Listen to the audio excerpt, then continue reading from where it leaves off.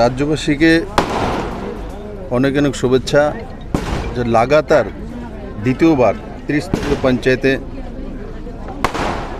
এই পর্যন্ত যা রেজাল্ট আছে 97% ভারতীয় জনতা পার্টির যে ক্যান্ডিডেট ছিল এরা বিজয়ী হয়েছে।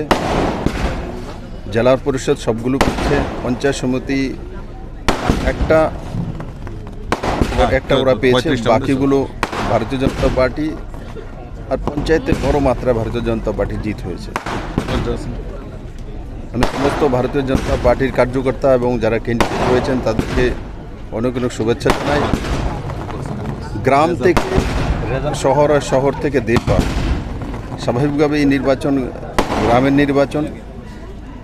এই নির্বাচনে গ্রামবাসী দেখিয়ে দিয়েছে যে ত্রিপুরার মানুষ নরেন্দ্র ভাই মোদীর নেতৃত্বে আর এ রাজ্যে আমাদের আদরণীয় প্রদেশ সভাপতি রাজীব ভট্টাচার্য এবং আমাদের আদরণীয় মুখ্যমন্ত্রী মানিক শাহর নেতৃত্বে ও সমস্ত কার্যকর্তার পরিশ্রমে আজকে অভূতপূর্ণ জিত ভারতীয় জনতা পার্টির ঝুলিতে এসছে।